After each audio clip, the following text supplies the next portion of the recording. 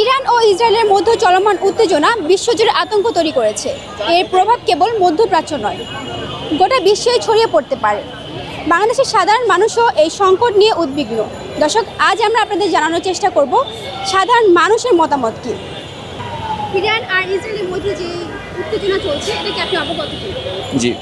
Iran একটা মুসলিম কান্ট্রির উপরে আক্রমণ হচ্ছে।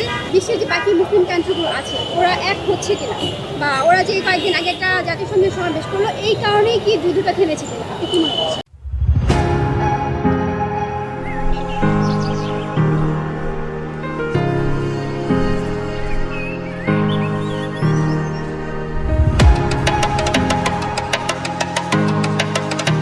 না, এই কারণে আসলে যুদ্ধ থেমেছে বলে আমার নিজেরও মনে হয় না। কারণ ওআইসিভুক্ত যে দেশগুলো আছে তারা একসঙ্গে এই ব্যাপারে কোনো কার্যকর যে প্রতিরোধ বা কার্যকর কোনো ব্যবস্থা নেওয়ার ব্যাপারটা তারা আসলে কোনো কিছুই করেনি। যুদ্ধটা এসকেলেট করেনি সম্পূর্ণ অন্য কারণে। মানে ইসরায়েল দাবি করছে, ইউএস দাবি করছে যে ইরানের যে নিউক্লিয়ার ওয়েপন, ওদের যে পারমাণবিক কেন্দ্রগুলো, স্থাপনাগুলো সবগুলো ধ্বংস হয়ে গেছে বলে ওরা যুদ্ধটা চালাচ্ছে না। এখন দেখা যাচ্ছে যে ইউএসের যে ক্লাসিফাইড তথ্যগুলো সেগুলো দেখাচ্ছে যে এখন ওদের এই ওদের পারমাণবিক স্থাপনাগুলো ধ্বংস হয়নি। ট্রাম্প জোর করে হলেও প্রতিষ্ঠা করার চেষ্টা করছে যে ধ্বংস হয়ে গেছে। ওরা ধ্বংস হয়েছে এই বয়ানটা দিয়ে যুদ্ধ থামিয়ে দিয়েছে। আর ইরান আগে থেকেই বলেছিল যদি ইসরায়েল ওদেরকে অ্যাটাক না করে ওরা নতুন করে এসকেলেট করবে না যুদ্ধটা, এই জন্য এটা থেমে গেছে। এর পিছনে মুসলিম কান্ট্রির কোনো অবদান আছে? মুসলিম কান্ট্রির কোনো ধরনের কোনো অবদান নেই। ইসরায়েল যে যুদ্ধটা, এটা হচ্ছে একেবারে পরিকল্পিত। ইসরায়েল এবং আমেরিকা, এদের যে বলয়টা তারা সবসময় চায় নিজেদের যে প্রভাব সেটা খাটানোর জন্য। যারা তাদের এগেনস্টে গিয়ে তাদের ক্ষমতা প্রদর্শন করতে চায় তাদেরকে দমিয়ে রাখার চেষ্টা করে, যেটা একেবারে পরিকল্পিতভাবে তারা ইরান, আমরা জানি মিডল ইস্টে একটা উদীয়মান শক্তি, তাকে ধ্বংস করার জন্য বা তাদেরকে যেহেতু ওরা আমেরিকার এগেনস্টে, সো এদেরকে ধ্বংস করার জন্য মূলত পরিকল্পিতভাবে ইরান ইসরায়েল যুদ্ধটা লাগানো হয়েছে। এবং এক্ষেত্রে আমি মনে করছি আমেরিকার ইন্ধনেই এই যুদ্ধটা সংগঠিত করা হয়েছে। ইরান ইসরায়েলের যুদ্ধের কারণে বাংলাদেশের প্রভাব পড়তে পারে বা অন্য কোনো দেশের প্রভাব পড়তে পারে? অবভিয়াসলি বিশ্বে যে কোনো যুদ্ধ লাগুক না কেন সেটার ইফেক্ট পুরো গ্লোবালি একটা ইফেক্ট পড়ে। বিশেষ করে ইরান তো হরমুজ প্রণালী থেকে শুরু করে বিশাল একটা মিডল ইস্টের প্রভাব আছে, এবং তেলের ক্ষেত্রে তারা তাদের যে বাণিজ্যটা, তো এক্ষেত্রে যদি ইরানের যে যুদ্ধটা এটা যদি সংগঠিত হয় তাহলে তেলের বাজারে অবশ্যই একটা ব্যাড ইফেক্ট ফেলবে, এবং সেটা বাংলাদেশের প্রভাব ফেলবে।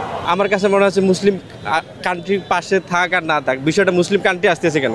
কারণ হলো মুসলিমরা সারা পৃথিবীতে অপ্রেস। আমরা যদি দেখি পার্শ্ববর্তী ভারতে, তারপর এখানে রোহিঙ্গা, তারপর উইঘুর, এই যখনই মুসলিমদের কোনো জুলুম আসে, মুসলিমদের উপরে যখন কোনো নির্যাতন আসে, তখন কিন্তু এই বিষয়গুলো আসে মুসলিমের পাশে আছে কিনা। বাট আমরা দেখতেছি কি মুসলিম সাধারণ মানুষ কিন্তু ধরেন যে এই জুলুমের পাশে থাকে এবং জুলুমের এগেইনস্টে কথা বলে, বাট মুসলিম শাসকরা কিন্তু আসলে এই কি বলা যায় যে মুসলিমদের পাশে নাই। তারা কিন্তু তাদের ঠিকই তাদের স্বার্থ, তাদের এজেন্ডা বাস্তবায়ন করার জন্য মুসলিমদেরকে ওই যে ধরেন যে যুদ্ধ গেম খেলে। আপনি যদি বলেন যে ইসরায়েল আর ইরানের যুদ্ধ, এটা হলো আমেরিকার একটা প্রক্সি যুদ্ধ।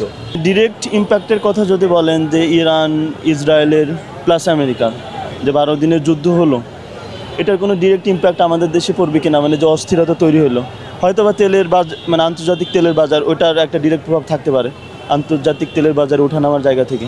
আমি মনে করি সারা বিশ্বের মুসলিম যদি এক হয় তাহলে ভালো হবে। কেন এক হচ্ছে না?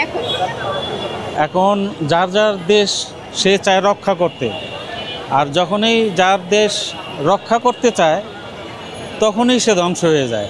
আসলে যদি এটার প্রতি উত্তর দেওয়া হতো, প্রতিবাদ করা হতো, তখনই হয়তো আরও আগের থেকে মুসলমান জাতি আরও অগ্রসর হতে পারত, আরও সংগ্রামী হতে পারত। দর্শক, ইরান ও ইসরায়েলের মধ্যে উত্তেজনা নিয়ে এই ছিল সাধারণ মানুষের মতামত, যারা এই যুদ্ধের মধ্যে ভবিষ্যৎ নিয়ে চিন্তিত। পরিস্থিতি যাই হোক, সবাই একসঙ্গে শান্তির জন্য কাজ করার প্রত্যাশা রয়েছে। তানজু হাবিবা, ভিওডি বাংলা, ঢাকা।